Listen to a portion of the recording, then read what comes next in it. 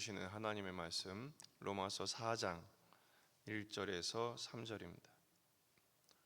로마서 4장 1절에서 3절 말씀 한 목소리로 읽겠습니다. 그런즉 육신으로 우리 조상인 아브라함이 무엇을 얻었다 하리요? 만일 아브라함이 행위로서 의롭다 하심을 받았으면 자랑할 것이 있으려니와 하나님 앞에서는 없느니라. 성경이 무엇을 말하느냐? 아브라함이 하나님을 믿음에 그것이 그에게 의로 여겨진 바 되었느니라. 아멘. 본문에 계시된 주님은 어떤 분이십니까? 아브라함이 믿은 것을 의로 여기신 하나님이 우리의 믿음도 의로 여기십니다. 3장 전체의 내용이 율법이 아닌 믿음으로 의롭게 여기심의 교리를 설명해 주죠. 그래서 4장 1절 그런즉 이렇게 시작합니다. 그러므로 믿음으로 의롭다함을 얻게 하신 것에 대한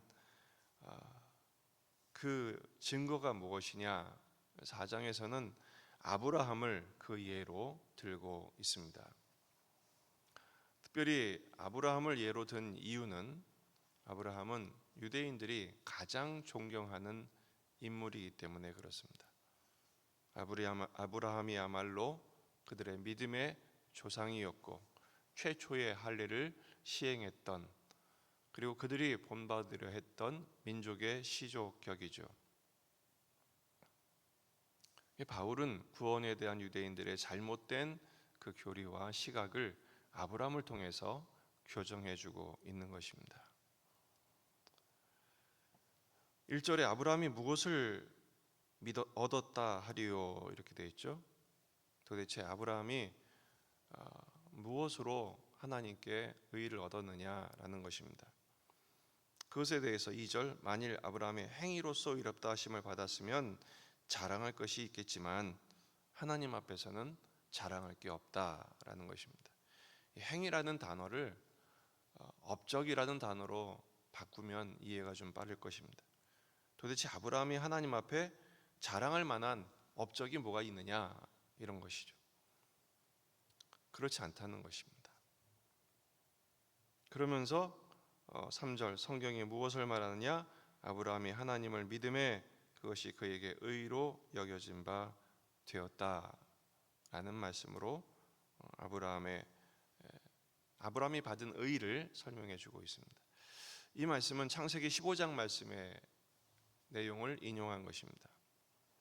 창세기 15장 6절 아브라함이 여호와를 믿으니 여호와께서 이를 그의 여기로 여기셨다라는 것이죠. 창세기 15장의 배경은 아브라함이 롯을 구출하기 위해서 동방의 4개국 동맹군과 맞짱을 붙죠. 그들과 싸웁니다.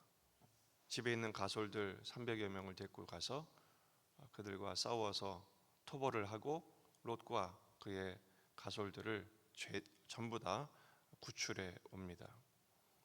그때는 하나님께서 큰 감동을 주셔서 용기를 내어서 그런 일이 일어났지만 현실적인 삶으로 돌아오고 나니까 이게 얼마나 큰 일입니까? 아무리 아브라함이 자기 종들을 훈련시켜서 강한 군대를 만들었다 한들 4개 나라의 동맹군과 싸워서 이기고 나서 그들이 다시 복수하러 온다, 상상할 수 없는 일이죠. 두려움이 엄습한 것입니다. 그때 하나님께서 두려워하는 아브라함에게 찾아오셔서 두려워하지 말라 이렇게 말씀하시죠. 그리고 하신 말씀이 내가 너의 방패요 지극히 큰 상급이다. 내가 너를 지키고 내가 너를 보호하고 내가 너를 책임지겠다 이렇게 말씀하십니다. 그때 아브라함이 아멘 감사합니다 이러지 않습니다. 오히려 아브라함이 불평합니다. 도대체 뭘 주시겠습니까? 이렇게 불평을 합니다. 그러면서 내 상속자는 다메섹 엘리에셀입니다. 아직까지 아브라함에게는 자식이 없었기 때문이죠. 그러니까 그 두려움이 결국은 저 대적에 대한 두려움도 있겠지만 후손이 없는 것에 대한 두려움이 더 컸던 것을 솔직히 토로하고 있는 것입니다. 그때 하나님께서 언약의 말씀을 주십니다. 내 몸에서 날 자가 내 상속자가 될 거야, 이렇게 말씀하시죠. 그리고 그걸 증명하기 위해서 아브라함을 밖으로 데리고 나가서 저 하늘의 별들을 보아라. 저 못 별들처럼 내 자손이 이렇게 될 것이다. 그리고 나서 나온 말씀이 아브라함이 여호와를 믿으니 여호와께서 이를 의롭게 여기셨다, 이렇게 말씀하신 것입니다. 아브라함이 믿은 것이 정말 아브라함이 훌륭해서 그의 마음이 굳건하고 하나님을 향한 열심으로 그렇게 믿은 것입니까? 그렇지 않습니다. 아브라함이 한 것은 낙심하고 좌절하고, 그리고 현실적으로 약속하신 것에 대한 증거가 아무것도 없으니까 원망하고 불평하고 한 것밖에 없습니다. 우리가 생각하는 믿음을 1도 찾아볼 수 없는 상황입니다. 하나님이 어떻게 하시죠? 그런 아브라함에게 찾아가시죠. 그에게 말씀해 주시고, 그리고 설득하시죠. 설명하십니다. 결국 설복시키십니다. 그리고 언약을 맺으시지 않습니까? 그 아브라함이 마지못해서 그렇군요 라고 받아들인 것을 하나님은 믿음을 믿었다, 그리고 그 믿었으므로 의롭다, 이렇게 말씀하신 것입니다. 이게 바로 우리가 아는 이신칭의, 믿음으로 의롭다함을 받은 것의 실체입니다. 아브라함이 한 것은 아무것도 없습니다. 하나님이 다 하셨죠.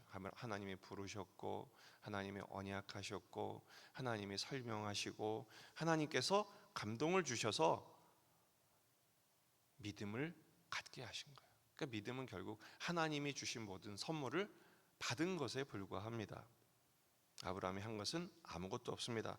그래서 바울은 로마서에서 이렇게 강조하죠. 하나님 앞에 자랑할 게 없다. 오직 믿음으로 받은 것에 불과하다. 우리의 그런즉도 나와야 됩니다. 1절에 그런즉 아브라함이 무엇을 얻었느냐. 우리가 적용할 것은 이것입니다. 그런즉 우리는 무엇을 얻었느냐.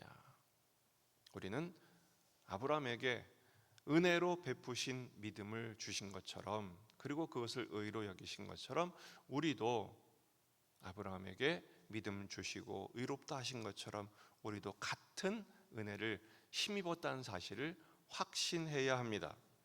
아브라함을 부르신 것처럼 우리를 부르신 줄 믿습니다. 아브라함을 이끄신 것처럼 우리도 그렇게 이끌어 주실 것입니다. 아브라함에게 믿음을 주신 것처럼 우리 역시 그 믿음으로 의롭다 함을 얻었음을 믿으시기를 바랍니다.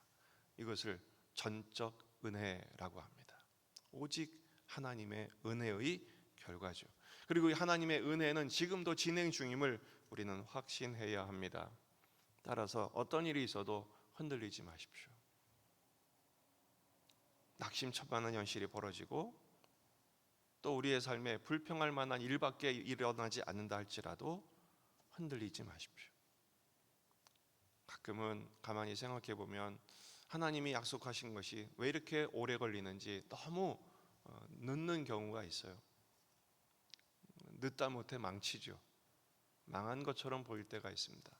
답이 보이지 않는 현실. 그러나 우리가 명심해야 되겠습니다. 끝날 때까지 끝날 게 아닙니다. 하나님은 지금도 일하고 계시며, 하나님은 지금도 그 권능의 펴신 팔로, 그 은혜의 손길로 우리를 붙들고 계심을 믿으셔야 합니다. 그게 믿음입니다. 그 주님을 의지하고 신뢰하며 바라보는 것입니다. 시편 37편 23절, 여호와께서 사람의 걸음을 정하시고 그의 길을 기뻐하시나니 그는 넘어지나 아주 엎드러지지 아니함은 여호와께서 그의 손으로 붙드심이로다. 아브라함을 붙드신 하나님, 오늘 우리를 붙드시고 아브라함에게 믿음을 주시고 의롭다 하신 하나님, 오늘 우리에게 우리의 믿음을 점점 자라게 하셔서 의로운 하나님의 자녀로 빚으시는 복된 한 날이 될 줄로 믿습니다. 이 믿음으로 오늘 하루를 잘 살아내며 주님과 동행하는 하나님의 자녀들 되시기를 주의 이름으로 축원합니다. 기도하시겠습니다.